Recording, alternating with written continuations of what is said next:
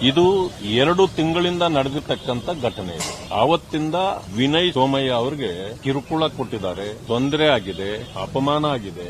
ಈ ರೀತಿ ಅವರು ಸಹಿಸಿಕೊಳ್ಳಲಾರದಂತ ಪರಿಸ್ಥಿತಿ ಉದ್ಭವ ಆಗಿದೆ. ಈ ಸಂದರ್ಭದಲ್ಲಿ ಅವರನ್ನ ತೊಂದರೆ ಕೊಟ್ಟ ಕಾರಣದಿಂದ ಅವರು ಕೋರ್ಟ್ಗೆ ಹೋಗಿದ್ದಾರೆ. ಅವರ ಡೆತ್ ನೋಟ್ ಅಲ್ಲಿ ಹೇಳ್ಕೊಂಡಿದ್ದಾರೆ, ಇಷ್ಟು ಕಾಲ ನನ್ನ ತಾಯಿ ಮುಖ ನೋಡ್ಲಿಕ್ಕಾಗಿಲ್ಲ, ನಾನು ಮಾತಾಡ್ಲಿಕ್ಕಾಗಿಲ್ಲ, ನನಗೆ ಅಷ್ಟು ತೊಂದರೆ ಕೊಟ್ಟಿದ್ದಾರೆ.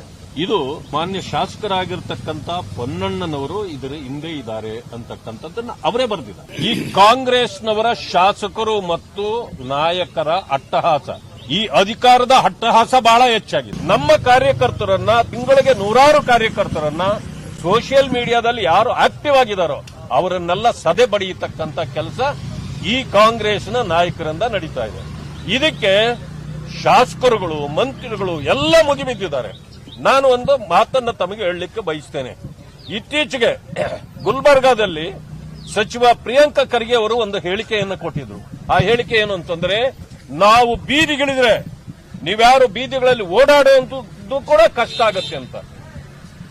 ಇದು ಸತ್ಯ ಆಗ್ತಾ ಇದೆ. ಈಗ ಅಂದ್ರೆ ಈಗ ಬೆಂಕಿ ಹಚ್ಚೋ ಕೆಲಸ ಕಾಂಗ್ರೆಸ್ ಇಂದ ಪ್ರಾರಂಭ ಆಗಿದೆ.